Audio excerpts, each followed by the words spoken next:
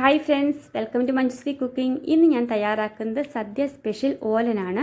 ഇത് ഉണ്ടാക്കിയെടുക്കാൻ വളരെ ഈസിയാണ്. വളരെ കുറച്ച് ഇൻഗ്രീഡിയൻസ് മാത്രം മതി തയ്യാറാക്കിയെടുക്കാനായിട്ട്. അപ്പോൾ നമുക്കിതെങ്ങനെയാണ് ഉണ്ടാക്കുന്നതെന്ന് നോക്കാം. ആദ്യമായിട്ടാണ് ഈ വീഡിയോ കാണുന്നതെങ്കിൽ ചാനൽ സബ്സ്ക്രൈബ് ചെയ്യാൻ മറക്കരുത്. അടുത്തൊരു ബെൽ ബട്ടൺ ഉണ്ട്, അതുകൂടെ ഒന്ന് പ്രസ് ചെയ്യണം. എന്നാലാണ് ഇനി ഞാൻ പോസ്റ്റ് ചെയ്യുന്ന വീഡിയോകളുടെയൊക്കെ നോട്ടിഫിക്കേഷൻസ് നിങ്ങൾക്ക് കിട്ടുകയുള്ളൂ. ഞാനിവിടെ കുമ്പളങ്ങയും അതേപോലെ വെള്ളപ്പയറും കൂടെ ചേർന്നിട്ടുള്ള ഓലനാണ് ഉണ്ടാക്കുന്നത്. കുമ്പളങ്ങ ഞാനിവിടെ 200 ഗ്രാം വളരെ തിന്നായിട്ട് അരിഞ്ഞെടുത്ത് വെച്ചിട്ടുണ്ട്.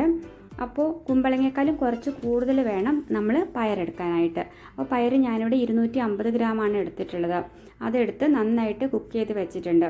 കുക്ക് ചെയ്യുമ്പോൾ ഇത് വെന്തുടഞ്ഞ് പോകാൻ പാടില്ല, അത് നിങ്ങളൊന്ന് ശ്രദ്ധിച്ചോളണം. അപ്പോൾ നമ്മുടെ പയറും കുമ്പളങ്ങയും റെഡി ആയിട്ടുണ്ട്. ഇനി വേണ്ട ഇൻഗ്രീഡിയൻസ് ഏതൊക്കെയാണെന്ന് നോക്കാം. 4 പച്ചമുളക് നീളത്തിൽ കീറിയെടുത്തത്, കുറച്ച് കറിവേപ്പില, ഉപ്പ്. പച്ചമുളകിൻ്റെ എണ്ണം വേണമെങ്കിൽ നമുക്ക് കുറച്ചുകൂടെ കൂട്ടാം, കാരണം നമ്മൾ ഈ കറിക്കകത്ത് ചുമന്ന മുളക് ചേർക്കുന്നില്ല. അപ്പോൾ നമ്മുടെ എരിവിനനുസരിച്ച് നമുക്ക് പച്ചമുളക് യൂസ് ചെയ്യാം. പിന്നെ വേണ്ട വളരെ പ്രധാനപ്പെട്ട ഒരു ഇൻഗ്രീഡിയൻ്റാണ് തേങ്ങാപ്പാൽ. തേങ്ങാപ്പാൽ എടുക്കുമ്പോൾ നല്ല കട്ടിയുള്ള തേങ്ങാപ്പാൽ തന്നെ എടുക്കാൻ ശ്രദ്ധിക്കണം. 1 കപ്പ് തേങ്ങാപ്പാലാണ് ഞാനിവിടെ അതിന് വേണ്ടിയിട്ട് എടുത്ത് വെച്ചിട്ടുള്ളത്. ഒരു കടായി എടുക്കുക, അതിലേക്ക് അരിഞ്ഞു വെച്ചിട്ടുള്ള കുമ്പളങ്ങ ചേർത്ത് കൊടുത്തിട്ടുണ്ട്. ഇനി ഇതിലേക്ക് ഈ കുമ്പളങ്ങ വേവാൻ ആവശ്യമായിട്ടുള്ള വെള്ളം ഒഴിച്ചു കൊടുക്കണം. അതിനുശേഷം ആവശ്യത്തിനുള്ള ഉപ്പും പച്ചമുളകും കൂടെ ചേർത്തിട്ട് നന്നായിട്ട് നമുക്ക് വേവിച്ചെടുക്കണം. അപ്പോൾ ഞാനൊന്ന് നിരത്തി കൊടുത്തു. അതിനുശേഷം ഞാൻ ഇതിലേക്ക് ആവശ്യമായിട്ടുള്ള ഉപ്പ് ചേർത്ത് കൊടുക്കുകയാണ്. ഉപ്പ് ചേർക്കുമ്പോൾ ആദ്യം കുറച്ച് മാത്രം ചേർക്കുക, പിന്നീട് വേണമെങ്കിൽ രണ്ടാമത് ചേർത്ത് കൊടുത്താൽ മതി. ഓലനൊക്കെ പെട്ടെന്ന് ഉപ്പ് വലിച്ചെടുക്കുന്ന കറിയാണ്, അപ്പോൾ അതൊന്ന് ശ്രദ്ധിക്കുക. അതിനുശേഷം ഇതിലേക്ക് നമുക്ക് ആവശ്യമായിട്ടുള്ള പച്ചമുളക് ഈ സമയത്ത് ചേർത്ത് കൊടുക്കാം. പച്ചമുളക് നമ്മുടെ എരിവിനനുസരിച്ച് ചേർത്ത് കൊടുക്കണം. ഇതിൽ നമ്മൾ ചുമന്ന മുളക് ഒന്നും ചേർക്കുന്നില്ല, അതുകൊണ്ട് പച്ചമുളകിനനുസരിച്ചിട്ടായിരിക്കും അതിന് എരിവുണ്ടാകുക. അപ്പോൾ ഞാനിവിടെ ഒരു 4 പച്ചമുളകാണ് എടുത്തിട്ടുള്ളത്. അത് നീളത്തിൽ കീറിയത് ഇതിലേക്ക് ചേർത്ത് കൊടുത്തിട്ടുണ്ട്. ഇനി ഇത് നന്നായിട്ട് നമുക്ക് വേവിച്ചെടുക്കണം.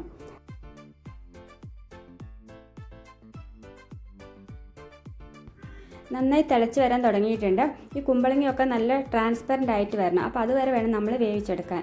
അപ്പോൾ ഒരു 10-15 മിനിറ്റ് സമയം എടുക്കും. അതുവരെ ഒന്ന് അടച്ച് വെച്ച് കൊടുക്കാം.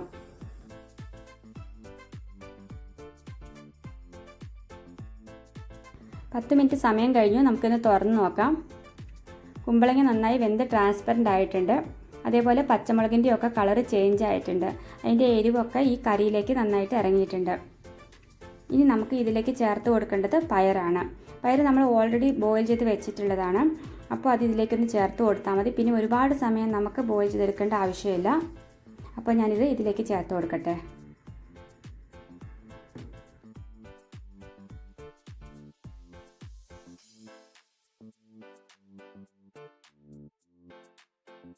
ഇനി ഇത് രണ്ടും ഒന്ന് നന്നായിട്ട് മിക്സ് ചെയ്ത് കൊടുക്കണം.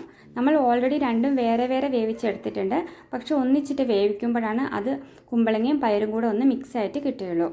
അപ്പോൾ ഒന്ന് മിക്സ് ചെയ്ത് കൊടുക്കുക. 2 മിനിറ്റ് സമയം ഇതൊന്ന് തിളച്ചാൽ മതി. അതിനുശേഷം നമുക്ക് ഗ്യാസ് ഫ്ലെയിം ഒന്ന് ലോ ചെയ്ത് കൊടുക്കാം. എന്നിട്ട് തേങ്ങാപ്പാൽ ഒഴിച്ചു കൊടുക്കാം.